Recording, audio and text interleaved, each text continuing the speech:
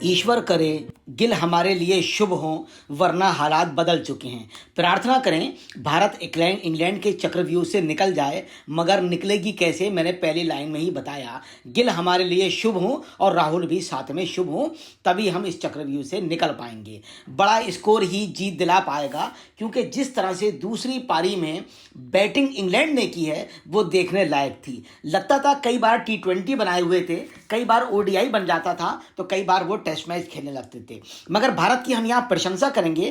पहली पारी में 3 सेंचुरी और 471 रन बनाना ये कोई मामूली बात नहीं है। हम इंग्लैंड से अगर तुलना करेंगे तो भारत को कदापि किसी भी स्थिति में नीचे नहीं रखेंगे, क्योंकि भारत ने 6 रन की लीड भी ली है, मगर इंग्लैंड की बल्लेबाजी भी किसी खौफ से कम नहीं थी। भारत ने स्थायित्व दिखाया, अच्छा स्कोर खड़ा किया, मगर रन पर रन बनाना कोई इंग्लैंड से सीखे और बड़े बेखौफ और निडरता से जैसे रन मारे, ये भी कोई मामूली बात नहीं है। आप देखेंगे ओली ने 137 गेंदों पे 106 रन मार दिए, 112 गेंदों पे 99 रन ब्रुक ने मार दिए, और वो भी 99 पे छक्के की ट्राई कर रहे थे। स्मिथ की बात करें तो 52 गेंदों में 40 रन मार देते हैं, और अगर हम बात करें बोक्स की तो 55 गेंदों में 38 रन का स्कोर करते हैं। क्रॉस की बात करें तो 23 गेंद पे 22 रन। कहीं से भी नहीं लग रहा था कि इंग्लैंड इस मैच को टेस्ट की तरह खेल रही हो, मगर हम भारत को यहाँ कदापि कम नहीं आंकेंगे। भारत ने बहुत ही लाजवाब और टेस्ट वाली स्थितियां पैदा की और खेल भी दिखाया और लंबा स्कोर भी खड़ा किया। हम सराहना करेंगे गिल की, हम सराहना करेंगे ऋषभ पंत की, कितने शानदार यशस्वी के साथ तीनों ने शतक लगाए और भारत को एक मजबूत स्थान भी दिया। भारत को अगर इंग्लैंड में जीत के साथ शुरुआत करनी है तो उसे लीड्स में चल रहे 5 टेस्ट मैचों की सीरीज के पहले मुकाबले में चौथे दिन बड़ा स्कोर बनाना ही होगा, यानी आज, क्योंकि बैच बॉल खेलने में माहिर इंग्लिश टीम चौथी पारी में तेजी के साथ बड़े से बड़े स्कोर का पीछा करने की संभावना बना रही है। पहली पारी में 471 रन बनाने वाली भारतीय टीम ने कमजोर गेंदबाजी और खराब फील्डिंग के कारण इंग्लैंड को इतना मौका दे दिया, क्योंकि वो जिस तरह से T20 बनाकर खेल रहे हैं उसमें कैच भी उछलते हैं, और कैच अगर पकड़ लिए जाते तो 200 रन पे इंग्लैंड या 250 पे समेटा जा सकता था। मगर क्षेत्ररक्षण की स्थिति बहुत खराब थी और बुमराह के अलावा कोई भी गेंदबाज प्रभावी नहीं था, बल्कि मैं कहूँ जीरो वाली स्थिति थी। अगर किसी ने 1 या 2 विकेट ले लिए हैं तो इसका यह मतलब नहीं कि वो गेंदबाजी अच्छी कर रहा है, बल्कि आप इसको ऐसे मान सकते हैं कि कौन बॉलर किसको कितना परेशान कर रहा है, इसमें बुमराह को 100 में 100 नंबर दिए जाएंगे। तीसरे दिन का खेल खत्म होने तक भारत ने 23.2 ओवर में 2 विकेट के नुकसान पर 90 रन बना लिए थे। उसकी बढ़त 96 रन हो गई थी। अभी 2 दिन का मैच बचा हुआ है। सोमवार को KL राहुल 47 और पिछले मैच के शतकवीर कप्तान शुभमन गिल, जिससे हम शुभ की उम्मीद कर रहे हैं, 6 रन की बड़ी साझेदारी के साथ आगे बढ़ना चाहेंगे। बुमराह के अलावा मैंने पहले ही बताया कोई भी प्रभावी गेंदबाज नहीं लगा। अब बात करते हैं इंग्लैंड की पहली पारी की। तेज गेंदबाज जसप्रीत बुमराह ने 5 विकेट यानी पंजा ठोक दिया। प्रसिद्ध कृष्णा ने भी 3 विकेट लिए, लेकिन उन्होंने बहुत ज्यादा रन दिए। मोहम्मद सिराज को ऊपरी क्रम के बल्लेबाजी को छोड़ दें तो निचले क्रम के बल्लेबाजों पर भी वो बिल्कुल भी प्रभावी सिद्ध नहीं हुए और गेंदबाज उन्हें T20 की तरह मार रहे थे। बल्कि मैं कहूँ अगर बैचबाल की शैली का इस्तेमाल अगर किसी पर हुआ तो सिराज पर और प्रसिद्ध पर हुआ, बैचबाल उनकी बुमराह पर तो फेल हो गई। डर तो इस बात का है कि वर्कलोड के कारण जिस मैच में बुमराह नहीं खेलेंगे उसमें भारतीय टीम की स्थिति क्या होगी, ये खौफ अभी से हमें लग रहा है। यही नहीं, भारतीय क्षेत्ररक्षक कोड़ में खाज साबित हुए। बॉलिंग 2 लोगों ने बहुत खराब की, लेकिन फील्डिंग के मामले में भारतीय बहुत ही घटिया साबित हुए। उन्होंने 5 में से 6 कैच 5 से 6 कैच छोड़े, और जिन बल्लेबाजों के कैच छूटे वो ज्यादा बाद में घातक साबित हुए।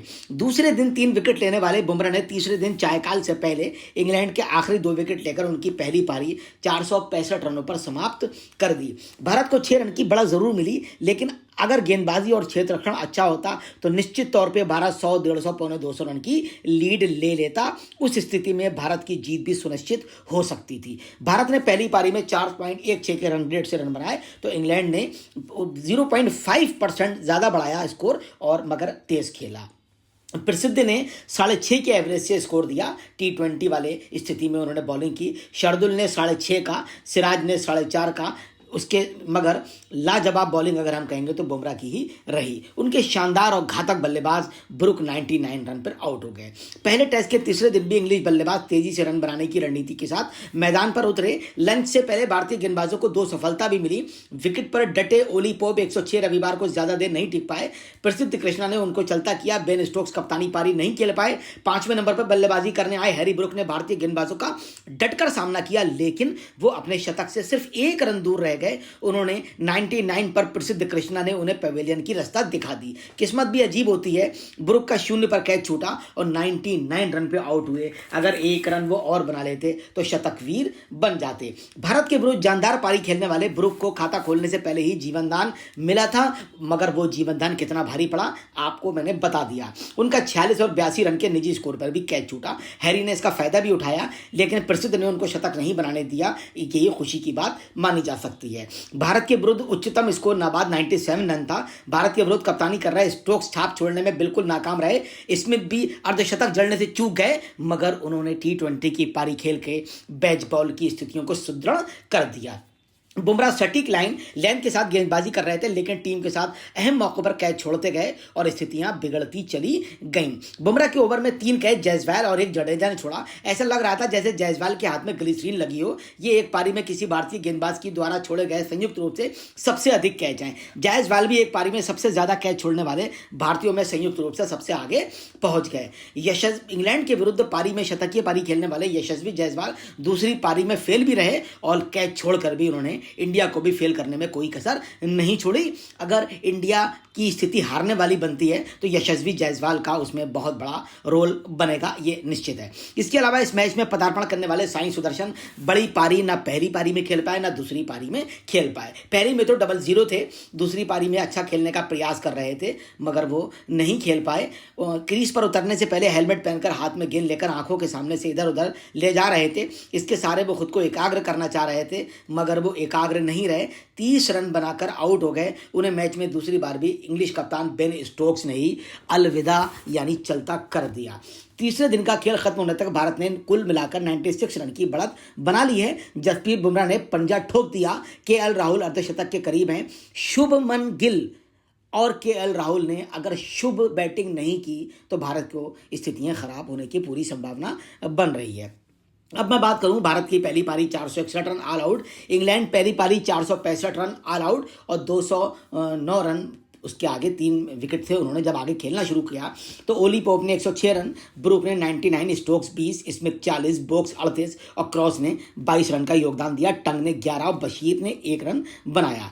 मैं बॉलिंग के बारे में डिस्क्राइब कर ही चुका हूं कि पंजा जो है बुमराह का है। बाकी बहुत ही असफल बॉलिंग में कह सकता हूं। प्रसिद्ध ने 3 विकेट लेके सफलता कह सकते हैं, मगर वो बहुत पिटे और सिराज ने भी 2 विकेट लिए, मगर खराब गेंदबाजी के साथ 2 विकेट वो जैसे तैसे हासिल कर गए। Shardul 0 wicket, Jadeja 0 wicket. भारत जब दूसरी पारी यानी अपनी अंतिम पारी खेलने आया तो 90 रन पर 2 विकेट के साथ वो खेल रहा है। 23.5 ओवर का मैच हो चुका है।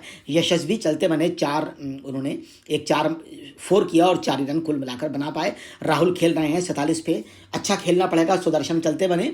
शुभमन खेल रहे हैं 6 रन पे, अच्छा निश्चित तौर पे खेलना पड़ेगा अगर टेस्ट मैच को बचाना है। अब मैं बात करूं उनकी गेंदबाजी की बोक्स की तो 6 ओवर में उन्होंने 2 मिडन 18 रन, कॉर्स ने 5 ओवर में 27 रन 1 विकेट, टोंग ने 5 ओवर में 15 रन 0 विकेट, बशीर ने 2.5 गेंदें फेंकी, 1 मिडन 11 रन 0 विकेट और 1 विकेट स्टोक्स ने ले लिया है। तो ये स्थितियां कुल मिला के मैच की बन रही हैं। मगर अफसोस की बात यह है कि जो बहुत ही खराब क्षेत्ररक्षण किया गया उसने इंडिया टीम को बहुत ज़्यादा कमज़ोर कर दिया, वरना इंडिया टीम यहाँ निश्चित तौर पे जीत की दहलीज पर खड़ी होती और हम आधा जश्न मनाने की स्थिति में भी होते। लेकिन अब मैच जो है वो 60-40 पर पहुंच गया। 60% इंग्लैंड की तरफ झुका हुआ लग रहा है और 40% इंडिया की तरफ। लेकिन हम दुआ करेंगे, हमारी प्रार्थना है कि इंडिया ये मैच जीते, मगर शुभमन गिल और राहुल को अपनी परफॉर्मेंस दिखाना होगी, लंबी पारी खेलना होगी और उनकी बैच बॉल की जो रणनीति है